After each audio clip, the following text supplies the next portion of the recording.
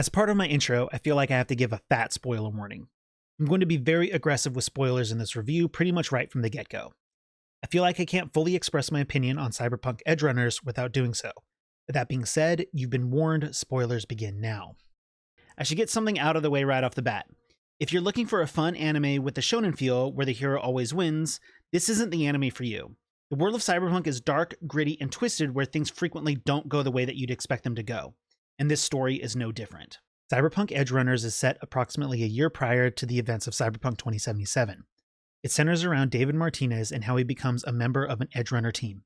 Throughout the span of the show, we see him get to know this group and how they become like a family to him. However, in the world of Cyberpunk, things are hardly sunshine and roses. Hello everyone, my name is Brent. This is my review for Cyberpunk Edgerunners. If you enter the Afterlife bar in Cyberpunk 2077 and decide to order a drink, you'll find a drink called the David Martinez. And we all know how you get a drink on the menu at Afterlife. Say I wanted to have a drink named after me. What would I have to do? Snuff it. Mind-blowingly spectacular fashion. Mid-op would be best. Something to know about this drink is that it wasn't put on the menu as part of the Edgerunner 1.6 patch for Cyberpunk 2077. This drink could be found on the menu at least as far back as early 2022, as referenced in this video on a channel called JDKing229. Video linked in the description of this video, be sure to check it out. Now, I don't know exactly how long this drink has existed on the menu at Afterlife. For all I know, it could have been put there during some random patch, or it could have been there since launch 2 years ago. The point that I'm trying to make, and I think it's fair to say, that David Martinez's fate has been sealed for some time. The reason why I give all this background is because Cyberpunk Edgerunners tells the story of David Martinez and how he died in a blaze of glory.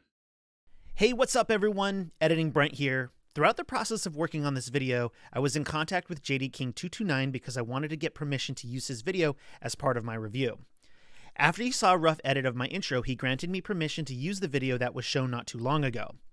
Within that same email, he told me that while doing a playthrough during patch 1.3, which is what you're seeing now, the David Martinez drink was not present on the Afterlife menu. JD King went on to explain that the drink was introduced in patch 1.5, which launched in February of 2022. So there you have it, folks. CD Projekt Red had teased David Martinez's fate roughly half a year prior to the release of the anime. Shout out to JDKing229, by the way. His help allowed me to lay a foundation for my review.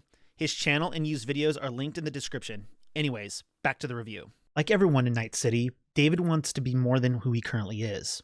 He's a high schooler who lives in poverty while his mother works long hours in order for him to go to an expensive private school where he is frequently bullied for being broke and therefore not worthy of going to said school. In a cruel twist of fate, David's mother is killed in a car accident that occurred during a gang shootout, and now David is alone and broke. However, David discovers that she had stolen a military-grade Sandevistan cyberware implant, which he in turn has implanted onto his spine, even though it probably wasn't going to be compatible with his body. Now, for those of you who haven't played Cyberpunk 2077 and or are watching a spoiler review without having watched the program first, the Sandevistan is an operating system that allows the user to move incredibly fast, making it seem like the world around them is moving slow. David begins to work with a young netrunner named Lucy, but not long after she betrays him to her boss, Maine. We find out that David's mom had intended to sell the Sandevistan to Maine as a means to help pay for David's school expenses. Since Maine can no longer use the implant with it having been installed into David, Maine has David join his team of Edgerunners. Over the course of the first several episodes, he falls in love and begins a relationship with Lucy and becomes an important member of Maine's crew. David's character arc is tragic, but also incredibly frustrating at times. He's a teenager who's lost everything and now feels like he's got something to prove. There's nothing wrong with a character that has something to prove. A lot of stories and characters are centered around that concept, but I feel like David takes it to an extreme. In the beginning, it makes a lot of sense for him to feel the way that he feels, but by the halfway point of the show, he now has a surrogate family and a girl that loves him, and yet he still feels the need to keep pushing himself beyond his limits and what is healthy for him, even though the people around him keep telling him to slow down. In Cyberpunk Edgerunners, there's a reoccurring theme of pushing past one's limits and ultimately breaking them. Throughout the show, you see David continue to increase the amount of cyberware that he has implanted into his body, and you slowly see it begin to take a toll on David's psyche. By the end of the show, if it wasn't Adam Smasher who got him, it would have been cyberpsychosis. And that leads us to our next topic. The concept of cyberpsychosis is when someone continues to add more and more cyberware to their body that it eventually scrambles their brain and makes them go crazy. In Cyberpunk 2077, you hear about cyberpsychosis quite a bit. I mean, Regina Jones tasks you with hunting down several reported cases of people possibly suffering from cyberpsychosis. However, even though you hear about it a lot, it's not really much of a problem that V has to contend with personally. You can pile on as much cyberware that you want, and there aren't really any consequences for doing so, which, in my opinion, would have been a really interesting game mechanic. I digress though, this isn't a review for the game. I plan on doing one of those eventually though, so if you're interested in hearing my reviews on that in the future, here's my obligatory mid-video request for you to subscribe. Anyway, let's continue. What I'm trying to say is that in Edgerunners, cyberpsychosis is heavily touched upon, and that is something that I really liked. Although we had a villain in Faraday, he wasn't really an interesting villain. To me, he just felt like some random sketchy fixer who didn't really have anything to offer to the overall plot besides being a pain in the ass during the last several episodes. However, if I had to pick a compelling antagonist within Cyberpunk Edgerunners, it would be the looming threat of cyberpsychosis. It's something that is touched on from the very first episode when David has the Sandevistan implanted into his body, which is too weak to handle it. Because his body is too weak for the implant, David experiences fatigue and intense nosebleeds from repeated use and is warned time and time again that it will eventually make him go crazy if he doesn't dial it back. Episode 4 is when we see our first death from cyberpsychosis. This occurs when Pilar is out of nowhere killed by a homeless man who is suffering from the condition. This is when I realized that the show meant business because this death was very sudden and absolute. Not to sound macabre, but these kinds of deaths in stories are the ones that I like the most. Death can be very abrupt at times in real life, and if it's written well, it can be very impactful to the story. This death was very hardcore, but to me as a viewer, it kind of left something to be desired, and I'll explain later on why. Episode 6 is all about Maine succumbing to cyberpsychosis. This episode reminds the viewer that the show isn't pulling any punches when Maine becomes a threat to himself and everyone around him when he kills his girlfriend and goes on a murderous rampage, killing dozens of law enforcement officers. Episode 6 was really cool because it showed all the various symptoms of the condition in significant detail, and in a way that Cyberpunk 2077 never did. Whether it was continuous shaking, hallucinations, or finally snapping and going on a killing spree, Cyberpunk Edgerunners really pushes the idea that cyberpsychosis is a legitimate threat for the people who don't know how to quit putting more and more cyberware into their bodies. Last but not least is David. Like I said earlier, it may have been Atom Smasher that landed the final blow on David, but I think it's safe to say that he was certainly on his way out the door due to cyberpsychosis. The entire second half of the show is about David's cyberware loadout catching up to him and catching up with him fast. Meds begin to fail him due to what I perceived as high tolerance, and he begins to hallucinate. The final episode showed David doing what he can to hold on to reality long enough to save Lucy from Arasaka, with Lucy bringing him back so that way he can fight and die as a human and not as a heavily modified cyborg. Ultimately, cyberpsychosis is the cause of 4 major deaths throughout the show, making it the most interesting villain within the story. I will give David's death an asterisk though, since there was more than one contributing factor to his death. I'm going to be honest with you all. As I've been writing this script, I've been finding it incredibly difficult to put together my thoughts on Lucy.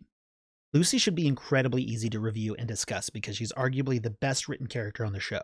David may have been the main character, but I found him to be rather one-dimensional at times, with the main thing about his character being how much cyberware he can put onto his body. Lucy, on the other hand, seems to be why a lot of people are watching Edgerunners and returning to Cyberpunk 2077. I mean, take a look at how many people are trying to recreate her build, myself included. Let's face it, everyone. She's got a badass build. Lucy is a complex person with a compelling backstory and dreams for the future, and she's badass to boot. In the first few episodes, she's mysterious, therefore you'll find her incredibly interesting. And she shows off both her combat and net running abilities, which almost make her way too OP. By episodes 5, 6, and 7, she's a new person because she's found someone in David who allows her to feel emotion and care for someone else. She also feels like she can spend the rest of her life and share her dreams with him. However, because of her past and the incident with Maine, she ends up leaving the group due to serious PTSD. She's ultimately brought back into the fray due to Faraday's betrayal and is able to have her final moments with David before he is killed by Atom Smasher. Lucy is the heart and soul of Cyberpunk Edgerunners. She's got a well-thought-out backstory and a character arc that sees its conclusion by the end of the series. She's probably the character that I feel for the most because she does in fact have a solid arc that concludes, and in a relatively satisfying way. Furthermore, you actually get to know her as a character, which makes it even more disheartening that she's all alone and is unable to share her dream of going to the moon with the man that she fell in love with.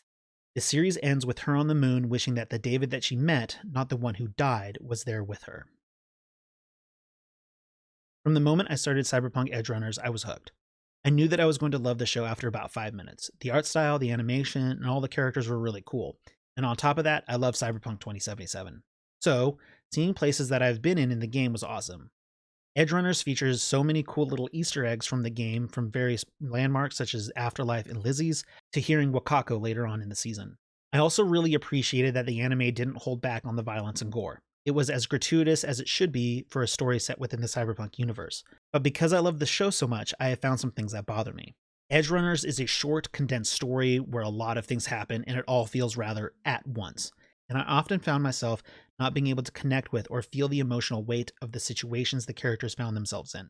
There's a lot of action all the time, and we very rarely get to see the more human aspects of these characters because they're always in work mode. Don't get me wrong though, there's certainly more lighter moments in the show where we get to see the characters get a chance to cut loose, but these moments only really happen early in the show. Earlier in this video, I mentioned that when Pilar died, I was certainly taken aback by the way that he died and the suddenness of it.